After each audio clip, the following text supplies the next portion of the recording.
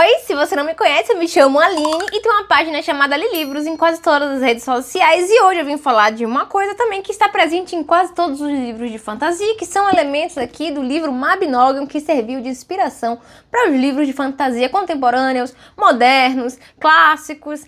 Enfim, vocês vão entender o que eu tô falando aqui, porque aqui dentro vão ter mitos e celtas galesas que foram fundacionais para o que a gente hoje considera fantasia. Esse livro faz parte da coleção Feéria da HarperCollins. Eles dividiram em 3 feérias. Tem a Feéria Antiga, a Feéria Clássica e a Feéria Visionária. Da Feéria Antiga, a gente vai ter Mabinogion e Kalevala, que foram obras anteriores a Tolkien, e serviram também de inspiração para alguns detalhes das obras de Tolkien. A gente vai ter a Feéria Clássica, que são obras, né, do contemporâneo de Tolkien. Então, pessoas que escreveram na época que Tolkien estava escrevendo vão surgir ali, que é a maravilhosa Terra dos Snergs e o Livro das Maravilhas. Eu tenho os dois aqui em casa, estou muito ansiosa para ler. E eles vão lançar também a Feéria Visionária, que são livros que vieram depois de Tolkien e que eles vão moldar também, segundo a curadoria, né, o futuro da fantasia. Aqui a gente vai ficar apenas no Mabinogion, que faz parte, né, daquela Feéria Antiga. E eu vou dizer pra vocês que foi uma leitura muito interessante, porque é muito diferente de tudo aquilo que eu tava esperando, tudo aquilo que eu conheço, tudo aquilo que eu tô acostumada em ler em livros de fantasia, mas ao mesmo tempo tem itens aqui que estão tão presentes nos livros contemporâneos que você fica assim, nossa, caramba, saiu daqui. Quer ver? O Anel da Invisibilidade, que a gente tá tão acostumado a ouvir falar nos livros de Tolkien, já tinha aqui. O Manto da Invisibilidade de J.K. Rowling também já estava aqui. Nomes do universo de Sarah J. Maas, lá no livro dela de ACOTAR, como Rhys, Ambren, Gwyn, também estão presentes aqui.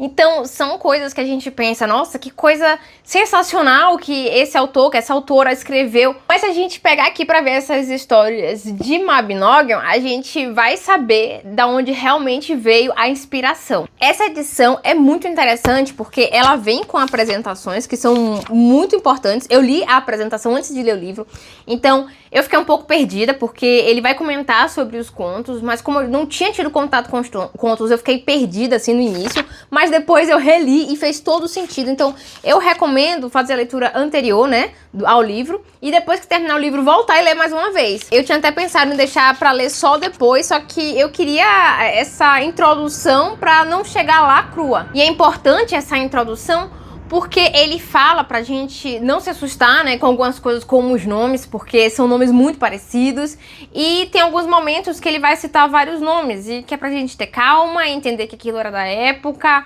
a gente passa o olho, vai passando a página, e o momento vai acabar, né, aquela citação toda ali de nomes. Ele também avisa pra gente encarar esse livro com o coração aberto, claro que ele não fala com essas palavras, mas é porque a forma de narração é um pouco diferente, a gente tá acostumado a acompanhar os acontecimentos junto ao personagem principal, ver a passagem de tempo junto com o personagem principal, e aqui não vai acontecer assim. A gente tá lá vendo, né, o acontecimento sendo narrado, mas vai ser como se fosse uma listagem de acontecimentos. Ele não vai se aprofundar em todos eles. Claro que no acontecimento que ele quiser dar mais ênfase, ele vai se demorar mais ali, mas em outras coisas ele vai passar apenas direto. Por exemplo, ele vai, encontra uma donzela, e aí 7 anos depois eles combinam de se encontrar naquele mesmo local. O que é que vai acontecer? Na próxima linha, em vez de você acompanhar o dia seguinte daquele encontro, mês, semana e etc, na outra linha já vai ter passado 7 anos, porque o importante, né, para a pessoa que fez aquela história não é que a gente acompanhe o personagem na passagem do tempo, e sim que a gente acompanhe naqueles momentos ali que escolheu para serem feitos, né, para serem narrados. Muitas dessas histórias, elas foram orais antes de serem escritas. Algumas dessas histórias, de acordo aqui com a apresentação, elas foram também feitas para serem escritas, o que já é um pouco mais avançado do que algumas histórias. A gente consegue perceber, né, quais histórias são mais antigas do que outras. Eu acho que as que estão mais pro final do livro são mais antigas, a gente percebe um pouco assim a mudança, né, na narração, a mudança no estilo de palavras, a gente percebe a mudança na estrutura, mas é muito legal, muito, muito, muito legal a gente ter contato, né, com essa fonte primária que serviu de inspiração para Tolkien. Aqui nesse livro a gente vai ter também um glossário de personagens, porque como eu falei pra vocês, os nomes dos personagens são muito parecidos em alguns momentos. Na verdade, é porque a nossa cultura é diferente, né, da cultura galesa. Nossos nomes são diferentes pra gente. A gente sabe identificar quem é Caio, quem é Francisco, quem é... Enfim, mas aqui os nomes, pra gente que não tá acostumado, é muito parecido, porque eles têm muitas consoantes, muitas LHs, GWs, então é diferente, né, pra gente. E ter esse glossário aqui é muito legal. Em vários momentos do livro eu parava, voltava pra ver quem era quem.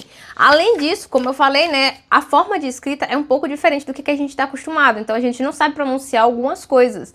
Então, o que é que eles trouxeram? Um guia de pronúncias, isso é muito legal. Aqui a gente fica tentando, né, reproduzir como é falado o nome. Por exemplo, esse nome daqui.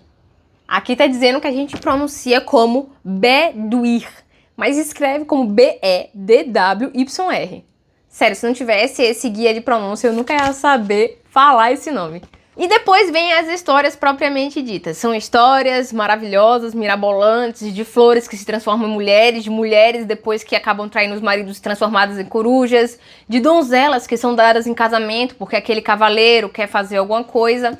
O que acontece nesse livro é que tem muita luta, então tudo eles resolvem na luta. Se você vai entrar aqui na minha casa sem a minha autorização, eu vou lá e vou lutar com você. E aí, ao final, você pede clemência. E aí, tudo se resolve na maior paz, porque a outra pessoa é clemente, só que você tem que jurar lealdade para aquela pessoa.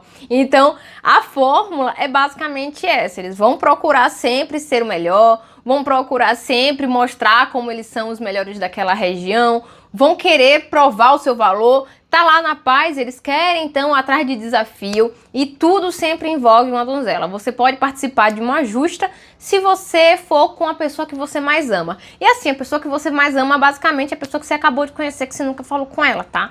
E isso era o comum da época. É estranho pra gente hoje, mas seria estranho se a gente pegasse um livro desse do século XI e encontrasse equidade de gênero. A gente fica, né, pelo menos eu fiquei como mulher ao ler esse livro um pouco revoltada, mas a gente tem que ler com a mentalidade de que isso daqui são mitos, né, galeses do século XI, do século XIII, e que eles não refletiam muito sobre isso. O importante mesmo era você lutar e mostrar como você tinha valor. Éric Carvalho fez um excelente trabalho aqui, né, fazendo a tradução direta do galês antigo, porque antes a gente não tinha, né, o contato com o Mabinogion em português, só tínhamos a tradução dessa obra para outras línguas, como o inglês, e é muito fundamental e importante para amantes de fantasia, para estudiosos que possam ter contato com essa obra. Eu não recomendo essa obra assim para todo mundo, né, que gosta de fantasia. Eu recomendo se você já tem mais uma experiência, né, com a fantasia, você quer saber de onde é que vieram aqueles elementos, sim, leia Mabinogion, mas são 11 histórias, então leia Mabinogion intercalando com outros livros, porque são histórias que acabam sendo repetitivas, né, na sua forma de narrar, e se vocês pegarem para ler assim um atrás do outro, pode ser que você enjoe um pouco e não queira dar prosseguimento. Ah, mas eu peguei esse livro e sentei e li em 2 dias. Massa, top, melhor dos mundos. Mas o que eu tô dizendo aqui é de uma forma geral, né? O que eu aconselho, você pode fazer o que você quiser, entendeu? Você pode pegar o livro e ler de vez, sentar, pá, acabou. Ou você pode ler um conto uma vez, o outro conto no outro mês. Faz o que você quiser, mas eu só tô aconselhando, né, a partir da minha experiência, que eu acho que é melhor absorvido se você pegar um conto, ler, parar, pegar outro livro, né, não pegar tudo de vez. Mas é aquilo, cada um faz o que quer. Aqui dentro a gente vai ter ilustrações de Alan Lee, que é o principal ilustrador das obras de Tolkien. Gente, é muito legal, porque a gente vê aquelas ilustrações e se transporta automaticamente para a época daquele conto.